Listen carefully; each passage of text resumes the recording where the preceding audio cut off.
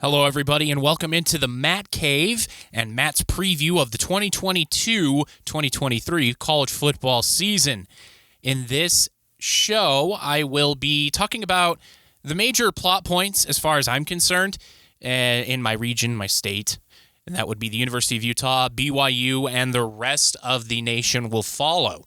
So to start things off, thank you all so much for joining me. We will be going with Brigham Young University to kick everything off. Enjoy the ride. Yes, indeed, it is the BYU football Cougars 2022 season. You know, a lot of people are very high on this team. A lot of people. Phil Steele is calling for another double-digit win season. Athlon Sports was saying maybe this could be a very special season. And I kind of agree with that sentiment because the schedule lines up to where BYU would be in the conversation for a New Year's Six Bowl. Like, that's definitely there. But then you look at the schedule, and you're reminded, oh, wait, BYU's been independent for a long time. Kalani Sitake's done a good job getting the athleticism and the size of the Cougars up to an almost Power 5 level.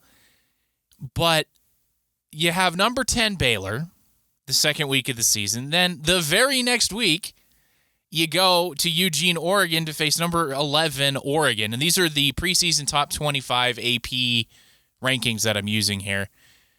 And then you get at least one easy week against Wyoming, and then a rivalry game against Utah State on only 5 days rest. And then the very next week, you head down to Vegas to face off a preseason top 5 Notre Dame.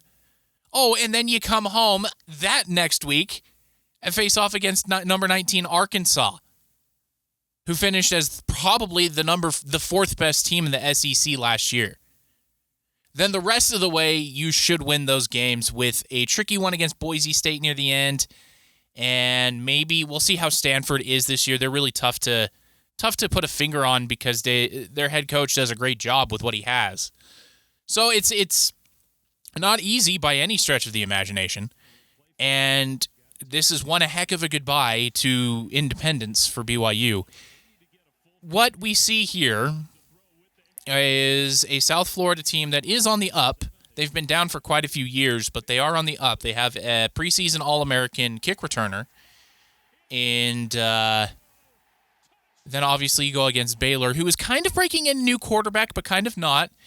Their quarterback, sophomore Blake Shapen, came in a little bit during the Big 12 championship against Oklahoma State, and then he played in the bowl game. So he has about a game and 3/4 under his belt, and then he took over the starting job, and their former quarterback transferred. That's how good he did, I guess. So it's it'll be interesting. The reason I say this is going to be interesting is because Baylor was the game where Kalani Sitake basically challenged the toughness and the manhood of BYU's offensive and defensive lines, as well as his fullbacks, tight ends, and running backs, basically saying they got outmanned. They just weren't tough enough. And then the rest of the way, BYU didn't want to be considered that. I mean, the Boise State game certainly helped send home Kalani's message to the squad. But there are two keys to BYU's season, and I'm gonna highlight one from each side of the ball.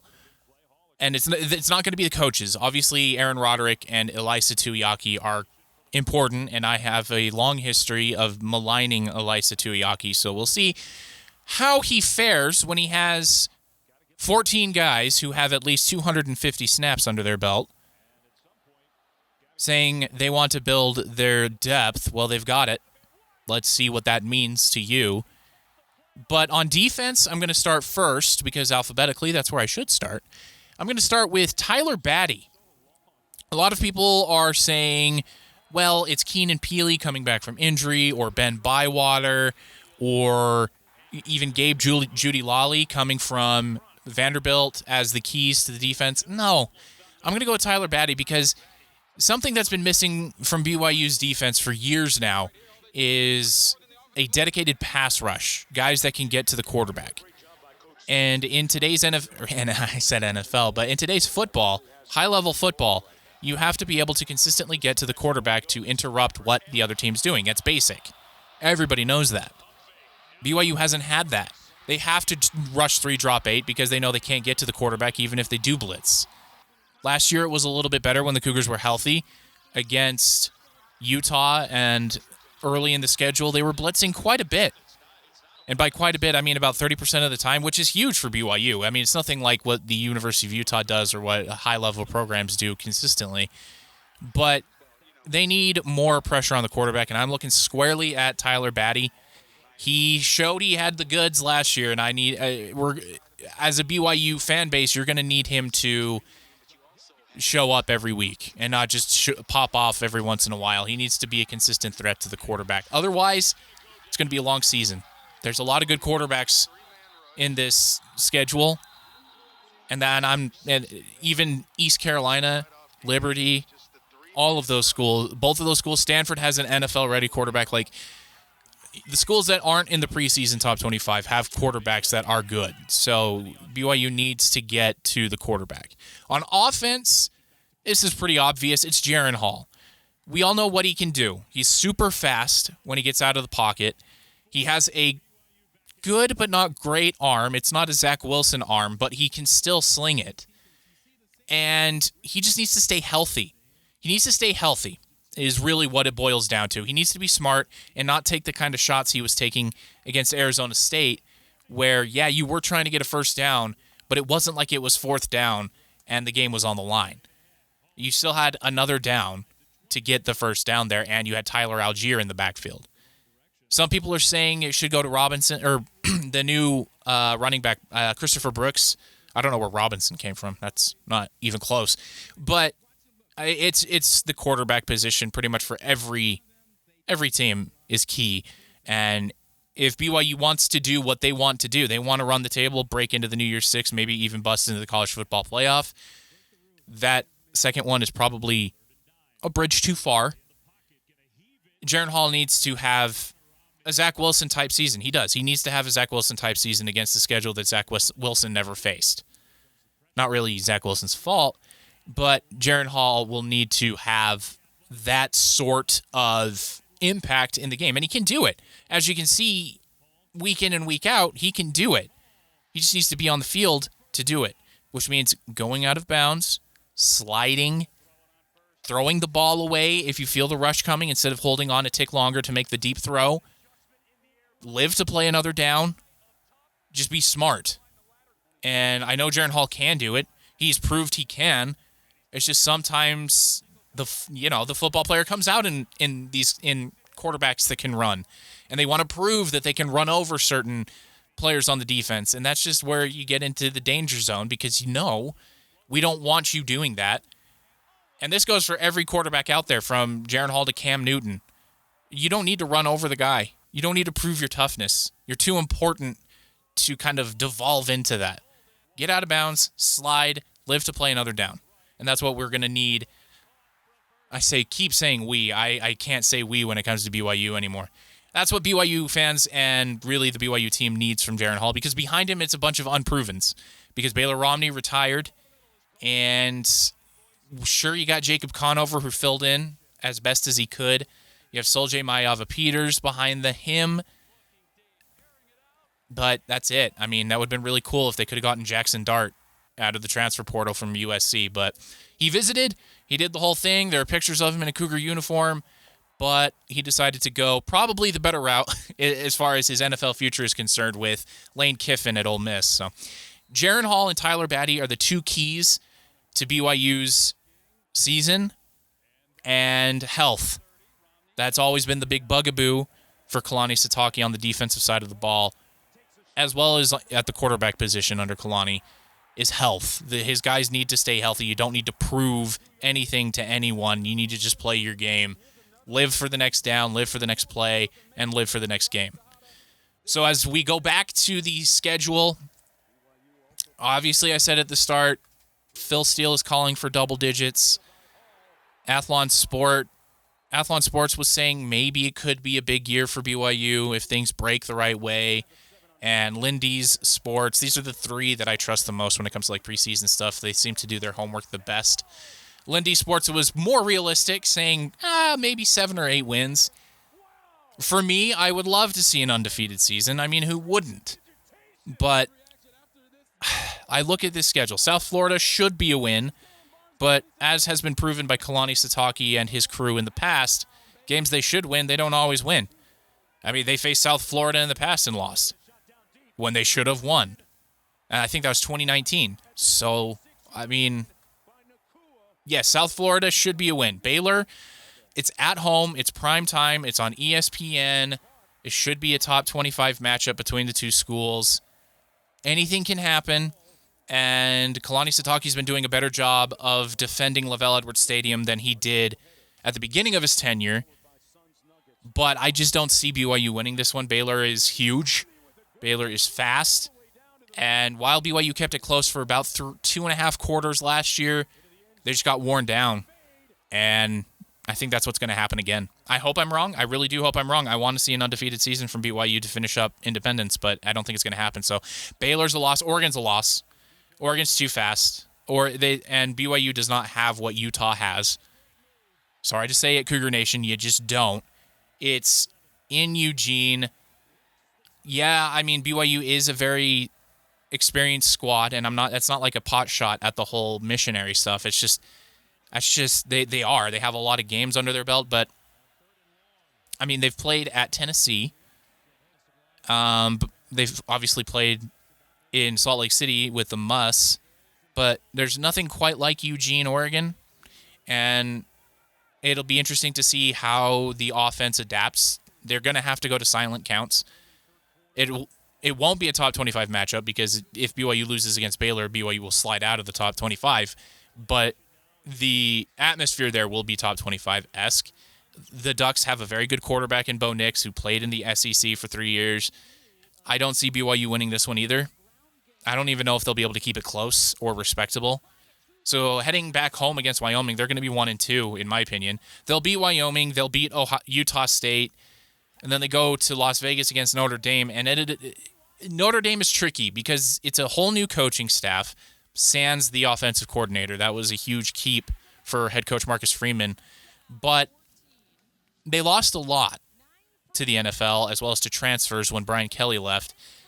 So heading into this game, there could be something that could happen for BYU because as BYU fans proved last year, and yes, they were against Arizona fans, which that's not a huge fan base in and of itself, but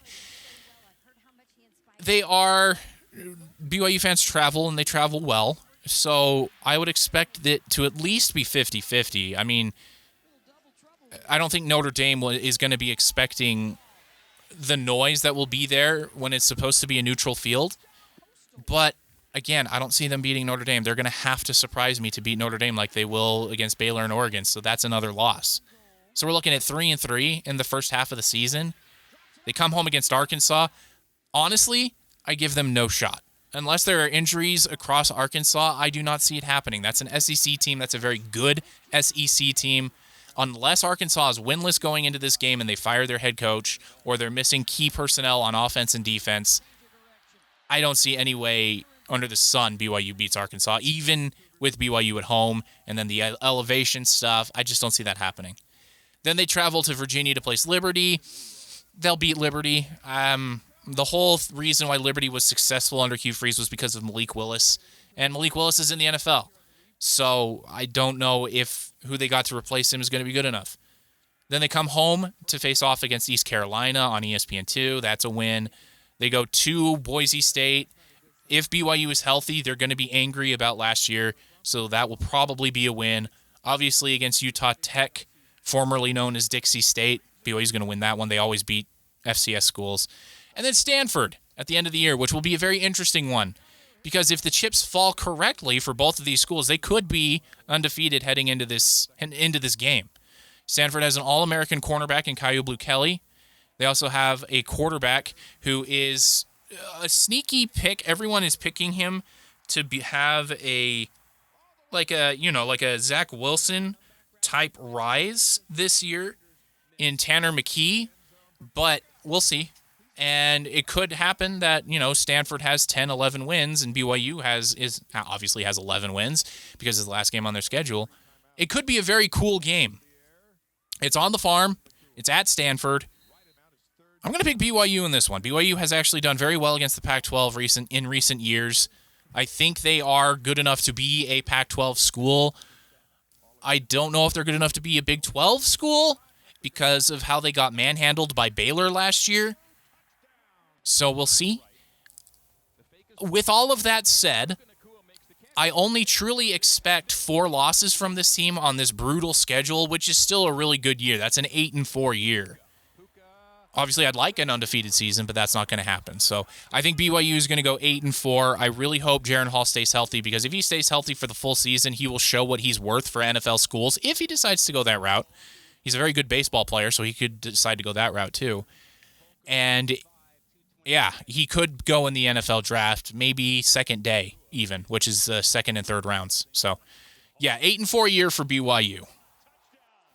All right, yes, the University of Utah football running Utes. I'm just going to come out right out and say it. I expect this to be another special season for the University of Utah. But it all hinges on 3 key factors as far as I'm concerned. So first, let's go with the schedule. So their schedule is actually rather manageable this year. They have 2 really tough in-conference games, but their entire season, the entirety of the season, if they want it to be a truly special year, rides on that first weekend. Week 1, September 3rd, in the Swamp against Florida. Luckily for the Utes, Florida is breaking in a new coaching staff. There was a lot of roster turnover, and hopes aren't exactly high down in Gainesville. But the Utes, I mean, traditionally, they start out pretty slow on the year. I mean, you just need to look at last year as an example.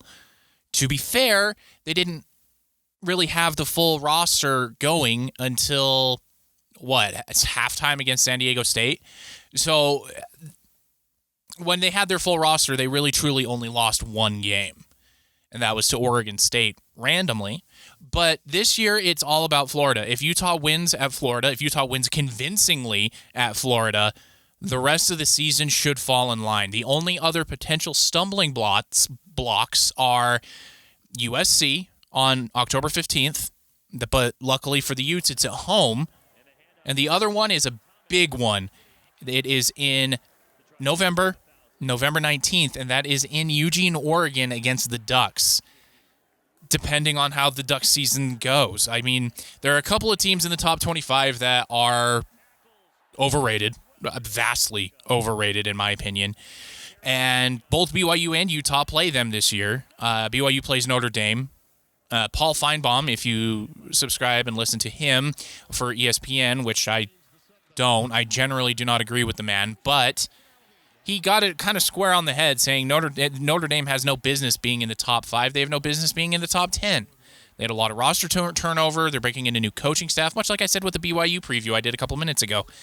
It's ridiculous. These preseason polls mean nothing, and they shouldn't mean anything as far as the college football playoff. And I think the more we get on with the college football playoff, the preseason AP top 25 and preseason coaches poll, what have you, the importance and the weight of those will go down drastically. So yeah, those 3 games are the huge ones for the Utes. I also have the UCLA game circled because people are expecting a lot out of UCLA this year, out more than just in Los Angeles. A lot of pundits, a lot of magazines, a lot of websites are calling for UCLA to have a sneaky good, almost University of Utah-like year this year because they have Dorian Thompson-Robinson back, and it's Chip Kelly in like his 5th year or something in their system, and they're expecting some sort of turnaround. So I have that circled. The only reason I have it circled is because it's in Los Angeles. It's not in Salt Lake. If it was in Salt Lake, then it would be a non-issue for the Utes like it was last year. But when Utah goes on the road, they're a different team than they are at home, and we'll see what happens. But the entire season rests week 1 against Florida. If they win that game, I have them going to the college football playoff. I'll get to my college football playoff later in this episode, but yeah, it's I have the Utes going undefeated and going to the college football playoff. I do. But that also rides on my two other key factors. First and foremost, on the offensive side of the ball, a lot of people are looking at Cam Rising going, oh, well, he needs to have a huge year. He needs to, continue to build upon what he did last year. And I agree, but the quarterback position isn't as vital at the University of Utah as it is at other places. It's Tavion Thomas, the running back. Tavion Thomas had a monster year last year, and he wasn't even the bell cow, again, for like the first 4 weeks. They were trying to figure out what they had between Tavion Thomas, TJ Pledger, and Micah Bernard. And now Tavion Thomas he completely wrested away that bell cow starting running back position. He had 1,100 yards, 21 touchdowns, almost the top in college football in the nation. And he needs to stay healthy, and he needs to have another big year, because the entirety of Utah's offense, and this has been true pretty much throughout the history of Kyle Whittingham being there and even back to Ron McBride, is the running game. The running game, the running game, the running game. Everything comes from the running game for the University of Utah. So if Tavion Thomas can continue to have a stellar career and stay healthy, then the University of Utah offense will be just fine. And then on defense, I mean, a lot of people are saying the new transfer linebacker from, ironically, Florida, replacing Devin Lloyd is the key. I think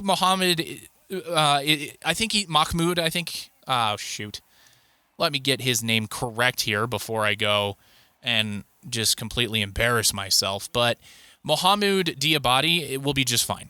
He'll be just fine. He was almost an all-SEC performer. He'll slot into Devin Lloyd's spot, and that will be just fine. For me, the big-time player that needs to step up consistently and kind of shut down one side of the field is Clark Phillips. Clark Phillips has gotten some buzz as a preseason All-American, preseason All-Pac-12 first team.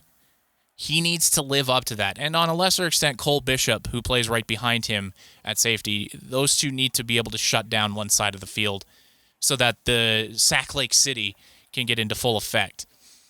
Clark Phillips has done the circuit during the offseason. He's done interviews. He was at Pac-12 Media Day with Cam Rising and Coach Whittingham, and he was on podcasts with Terrell Owens, and he's done the rounds. Now he needs to back it up.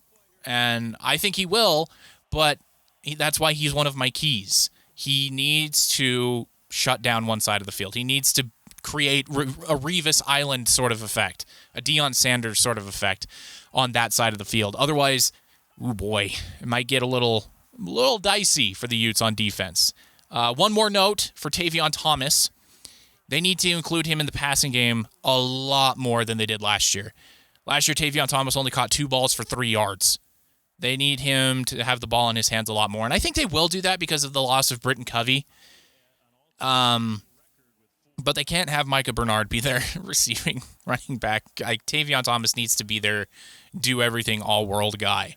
But yeah, for the season, I'm expecting the Utes to go undefeated, win the Pac-12 again, and get to the college football playoff. Forget about the Rose Bowl. That was a special year. They made the Rose Bowl. Stupid BYU fans are saying, why are you touting that? Well, because it's a huge deal, and you don't understand, really, BYU fans. You don't understand. So I think they're going to build, and they're going to go a step further this year. They're going to the college football playoff. I will get to my predictions of the college football playoff later, but this will be a very special year for the Utes, and they will win the Pac-12, and they will go to the college football playoff. And even Kyle Whittingham, he might even win Coach of the Year, National Coach of the Year, which he should have done last year, but he didn't for whatever stupid reason. So there it is. That is my prediction for the Utes for the 2022-2023 college football season. #Go Utes. The SEC. All right, the SEC. So this one's actually going to be pretty easy. There are a couple of dark horse teams to look out for. In the SEC East, you have Georgia. Georgia's really it. I mean, you have Tennessee, Kentucky, Florida. Those are the teams that are trying to be on the up and up, but Florida's on their 50th head coach since Steve Spurrier. And Tennessee, I mean, they're on their 100th coach since Phil Fulmer. And Kentucky has Mark Stoops, but, I mean, it's Kentucky. It's a basketball school. Just listen to John Calipari. Yeah, I thought that was pretty funny, too. Straight, just across the bow at Mark Stoops. John Calipari coming hard in the paint there. But in the SEC West, it's a little bit more dicey than Alabama's had to deal with in the recent past. Texas A&M has a lot of talent. We'll see if Jimbo Fisher can put that talent where it needs to go. So the Aggies are looking pretty good. And then Arkansas, surprisingly, came out of kind of nowhere last year to win 9 games and is in the top 4 in the SEC. I would posit them to be in the top 3. I might even put them ahead of Texas A&M just because I trust them to play a little bit harder than Texas A&M does, because Texas A&M has the Alabama syndrome where they feel like they're like Alabama, so they don't feel like they have to work as hard as everybody else, whereas Alabama works harder than any other school in the nation. Nick Saban makes sure of that. So those are the teams to look out for. Obviously, the championship game is going to be Alabama versus Georgia again. I don't see that being upset at all. Maybe next year when Bryce Young leaves for the draft, Will Anderson leaves for the draft, all of that, But the players to look out for, Stetson Bennett for Georgia, to see if he can continue on carrying the defense, at least for the first little part of the next season, because the defense lost an historic amount of players to the NFL draft, and the offense is returning a lot of talent, as well as some transfers for the wide receiver that are really talented. So that will be the matchup to watch, Bryce Young versus Stetson Bennett. Will Anderson as well, sneaky dark horse candidate for a Heisman Trophy. He should have been invited to it. It should have been 2 defensive players and the 1 offensive player invited to New York last year. Should have been Aiden Hutchinson, Will Anderson, and Bryce Young. But you can't have 2 players from the same team. Yes, you can when you had a year like Will Anderson had. So watch out for him for Player of the Year. And I have Alabama winning that. Bryce Young's just too good. He's just too good. And Will Anderson is a nightmare on defense. He had 17.5 sacks last year. 17.5. How do you do that in the SEC? I don't know. Big Ten. And the Big Ten is Ohio State. They will avenge last year's loss to Michigan. It's going to be at the Big House. Or it's not at the Big House. Excuse me. Last year was at the Big House. This year it's at the Horseshoe. I don't see C.J. Stroud and Ryan Day, Jackson Smith and Jigba losing that one back-to-back years. And I'm going to go with Wisconsin to come out of the West. It's really, again, it's another toss-up in that part of the Big Ten, because you have Wisconsin, you have Iowa, who has a stellar defense and special teams. It's just their offense just always seems to be their big bugaboo. Their quarterback position can't take care of the ball. Their running backs always seem to get hurt in one way or another. The offensive line is usually solid, but it's just the offense doesn't put up enough points for that defense, and it's incredible because of how good that defense is. Nebraska, everybody's saying, might have a breakout year. They've been saying that for decades. It's not going to happen. Nebraska's just not that anymore. They're not that since Tom Osborne left. They're just not. So I've got Wisconsin, and the players to look out for, obviously C.J. Stroud, Heisman favorite.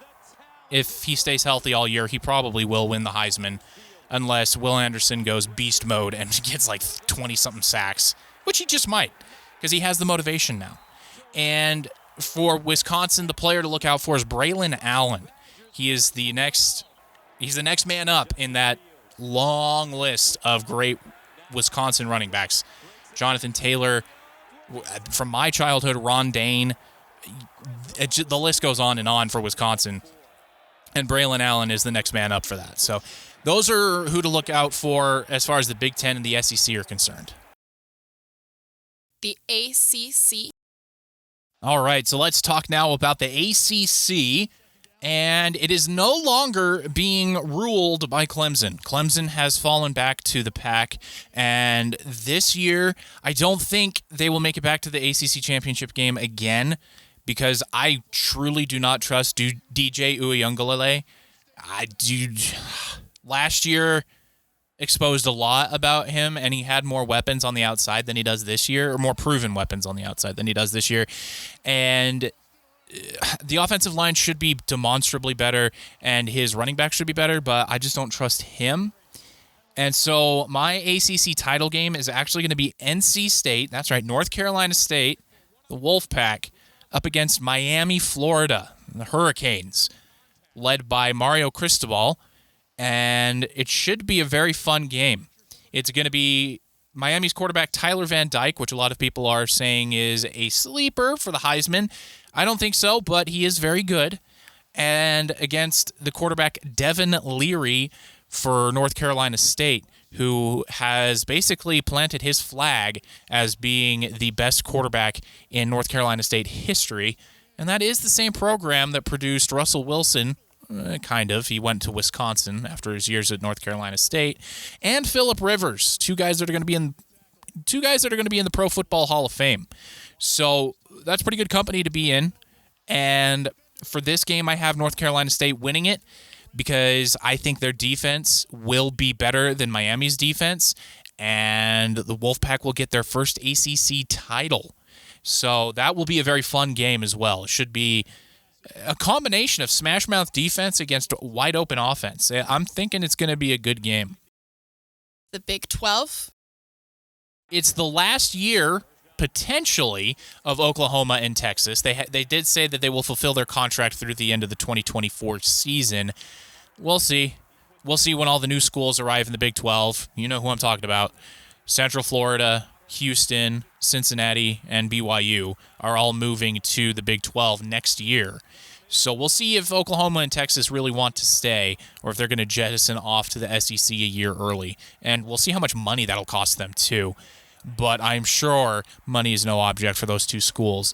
But for this game, meaning the Big 12 championship, they don't have divisions inside their conference. It's just the top two teams with the top two records based on the record and then based on tiebreakers. And I have Baylor versus Oklahoma in this one, but Oklahoma being in there rides entirely on Dylan Gabriel being healthy. If you go back to last year, I actually had Central Florida upsetting Cincinnati, and I still believe that I would have gotten that right had Dylan Gabriel been healthy for that game. I think he is that much of a game changer. So he will be with Oklahoma. It is his first year and probably only year there, and I think it's going to be a special one. I think they're going to go 9-3, possibly 10-2 heading into this championship game. Baylor will have a good year, 11-1, maybe even undefeated heading into this. But Baylor quarterback Blake Shapen, I did talk about this a little bit earlier when I was talking about the BYU schedule, but he's kind of unproven. He did play in the later bits of the Big 12 championship game and in their Sugar Bowl game, and they did win both games. The Big 12 championship game was one of the best games I've seen in a very long time. And yeah, so he's a little bit of the unproven sort. So this year will be interesting for him, especially with that early test against BYU and Provo. So we'll see how that works out. If he does live up to the billing and he is everything as advertised that's coming out of Waco there, I think Baylor will have a very, very special year up until the Big 12 championship game, where Oklahoma will possibly be giving their parting shot to the conference as they leave as champions. The Pac-12 and Group of 5. All right, that kind of leads us to the rest of the country, because the other Power 5 conference we have left is the Pac-12, and I kind of already spilled the beans on who I think is going to win that conference. It's going to be Utah. Coming out of the Pac-12 North, I have Oregon. I think Oregon will have just enough talent left over after Mario Cristobal left and a lot of the defections from there to get back, because the rest of the North is either rebuilding like Washington or just not any good like Washington State, Oregon State, Stanford. I mean, Stanford could have a sneaky good year because head coach David Shaw can do that, but probably not. So I have Utah winning that one. against Oregon rather. The player to look out for in that game is going to be Bo Nix, the transfer from Auburn. I talked about him a little bit earlier with the BYU preview, but he is really good. He's played in the biggest situations in the country. He just happened to play for Auburn instead of Alabama or Georgia, and that's kind of what happened to him. He also went through an injury-plagued season, and yeah, so he just needed a new setting. So Bo Nix will be pretty good for Oregon, but again, it's Utah. Utah, it's going to be a special year for them. If they can get past Florida in the first week, if they can do that, then it's a special year. So let's move on from the Pac-12 to the American Athletic Conference, where a lot of change is going to be happening after this year. Their big three of Cincinnati, Central Florida, and Houston are going to be leaving and joining BYU to be the new four teams in the new-look Big 12. But as a farewell tour, I have Cincinnati going back-to-back appearances in the championship game. And the way the American Athletic Conference does it is similar to what the Big 12 does, where it's just the two teams with the best conference record going off against each other. They don't have divisions or anything like that, which is probably going to be the form that a lot of conferences take from here on out, because the Big 10 is looking into it. The ACC has already said they're going to do it, I believe, in 2025, and we'll see. The SEC is probably going to stick with divisions, but they might go into pod scheduling, and that's a whole different can of worms that I don't really want to open today. So, yeah, the American Athletic Conference, I have Cincinnati facing off against Houston, not Central Florida, and I have Houston winning it.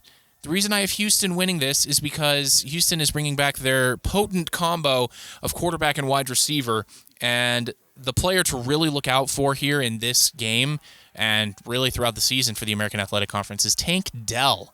Tank Dell is a stellar wide receiver for Houston, had a ton of catches last year, and he's primed to break out again this year and possibly even win the Biletnikoff Award. I mean, everyone's already kind of giving it to Jackson Smith and Jigba for Ohio State, but keep your eye on Tank Dell for Houston. He's priming to have a great season this year.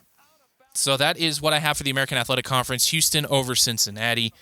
Let's move on now to the Mountain West Conference, where in the past it was Boise State versus San Diego State. Practically every year you could just pencil those two in and have a merry-go-round with it. But last year Utah State won their first conference championship. Surprisingly, I had them last, dead last, like even below Hawaii.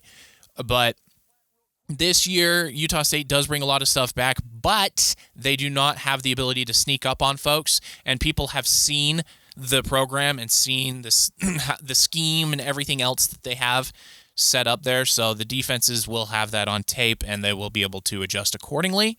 So I have, out of the West Division, so in the Mountain West, you have the Mountain Division, and you have the West Division. So in the West Division, I have Fresno State, with their awesome quarterback, Jake Haener, someone to keep an eye on. There's a lot of really good quarterbacks this year. Jake Haener is in that list.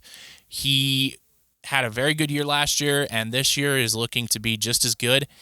So look out for him playing quarterback for Fresno State. And the other team I have coming out of the Mountain is Air Force.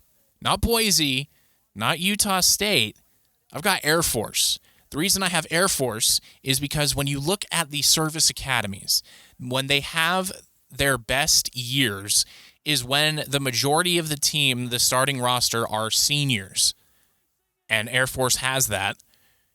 Air Force is also bringing back the top rusher from last season, from 2021, in Brad Roberts. And they're just going to repeat that again, and their quarterback is only going to get better and more comfortable in the system, and I have Air Force winning the Mountain West. I do. I'm very high on the Falcons and the Academy. I think that they will win the Mountain West. They have the potential to go undefeated.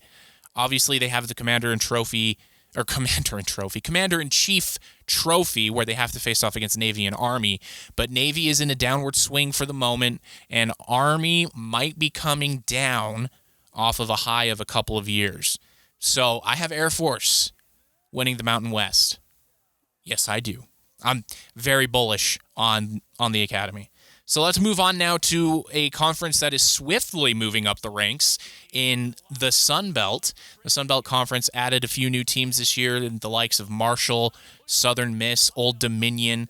They poached them from Conference USA. But for the Sun Belt this year, I have, and this is East versus West for the divisions for the Sun Belt. It's not the top two records.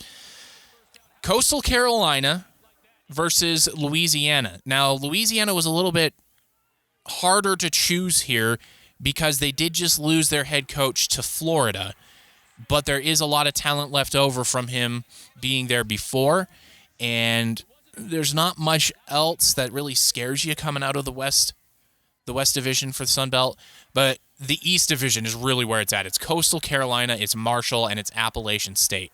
That is, any one of those three teams can make it. I'm banking on Coastal Carolina making it with Grayson McCall leading the charge.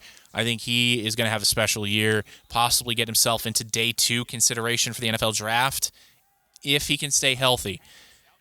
He showed what he could do in 2020 when Coastal Carolina announced themselves to the country on that game against BYU. And since then, when he's been healthy, Coastal Carolina has been a very electric team to watch. So I have Grayson McCall and the Chanticleers winning the Sun Belt this year. And that moves us on to Conference USA, which is going through a lot of changes too. Those three teams I mentioned earlier left, but they are going to be adding in a couple of independent schools like New Mexico State and bringing up some schools from the FCS ranks as well. But this year, I have UAB, the team that beat BYU in the bowl game last year. Granted, BYU was missing quite a few players. But I have UAB against UTSA, the University of Texas at San Antonio, those Roadrunners. And I have the Roadrunners winning the conference championship. Their quarterback, Frank Harris, is a delight to watch. We first got a peek at him when he played against BYU in 2020, and since then he's been a very solid quarterback. And they just lost their do-everything running back, Sincere McCormick, so he needs to step up his game, and I believe he will, and lead the Roadrunners to a Conference USA championship. And last but not least, maybe least, is the Mid-American Conference, the MAC. Now, the MAC has come to fame, I guess you could say, by playing Tuesday and Wednesday night football in November and December. It's very cool to have football on then, and it is Division I. It is, FBS football. Granted, it is the lowest tier, but it's still football. And last year, I completely whiffed. I thought Buffalo had both of their returning rushers back, and nope, they only had one. And the rest of the team kind of fell apart. But this year, I do not have the Bulls in the championship game. I have Toledo and Miami of Ohio. And I have Miami of Ohio winning this conference championship. And the reason why is their quarterback, Brett Gabbert. And if that name sounds familiar to you football fans, that's because his older brother, Blaine, is in the NFL. So Brett Gabbert and the Red Hawks of Miami of Ohio are going to take the crown in the Mid-American Conference. Lastly here, I just want to touch on a couple of the independent schools. For the most part, they're not very good. There's Connecticut, New Mexico State, but you do have Liberty, BYU, and Notre Dame. This is the last year of independence for both Notre Dame and Liberty, I believe. They're both, and New Mexico State, and Connecticut, I think. I think all of them are moving to a conference. Notre Dame will remain independent. Everyone is thinking they're going to go to the Big Ten or the ACC. We'll see if that happens. I don't see it happening quickly if they do move. As I said earlier in the cast, I think Notre Dame is vastly overrated. I think they're a top 15 team, but I don't think they're a top 10 or top 5. And with Liberty, it'll be interesting to see how Hugh Freeze navigates the school without Malik Willis. Malik Willis was drafted by the Tennessee Titans this past spring. So to see if he can still have Liberty flying high without his do everything, awesome, amazing. Just look up highlights of Malik Willis and you'll see what I'm saying. And so Liberty will probably win around 7 or 8 games. BYU I have around the same, 7 or 8. Notre Dame, maybe 9, maybe 10, which is a catastrophic year if you're a Fighting Irish fan. But that's still a very good year when you're completely flipping your coaching staff and there's a lot of talent change. You lost your do-everything safety. You're breaking in a new quarterback. You still have your stellar offensive and defensive lines, a great linebacking core. But, yeah, that's really what I have as far as the predictions go for the conferences and a couple of the independent schools. Now I will be transitioning to a couple of awards. So first, let's talk about the Heisman Trophy. For the Heisman, I have C.J. Stroud winning it, running away. If the only way C.J. Stroud does not win the Heisman is if he gets hurt. I don't see I don't know if it's a committee because I know the past Heisman winners vote on who wins as well. I don't see them voting back-to-back for Bryce Young. I don't see it. Unless he has a 60-touchdown year, I don't think that they will vote him back-to-back. So C.J. Stroud, Bryce Young, Will Anderson, I believe, will be the 3 invited to New York for the ceremony. But my dark horse for the Heisman is definitely going to be the running back out of Texas, Bijan Robinson. Again, depending on health and the success of the school, those are obviously the 2 main factors, along with your own performance. But if Texas has a good and special year, I do have them as a dark horse candidate in the Big 12, he could have a chance to win the Heisman because he does everything for that Texas offense. And for Coach of the Year, it's Kyle Whittingham. Obviously, I have the Utes going undefeated, going to the college football playoff. It's Kyle Whittingham. Unless Kalani Sitake somehow manages to go undefeated and look impressive doing so, or somebody else from like the ACC or the Big 12 goes undefeated and does something awesome, I don't see anybody else winning a Coach of the Year.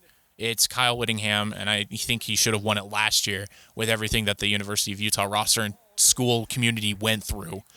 And, yeah, that is really my preview, the college football playoff. So this one has been difficult for me, not the top 3. The top 3 are easy. Alabama, Ohio State, and Utah. All 3 in the college football playoff. Lock it in.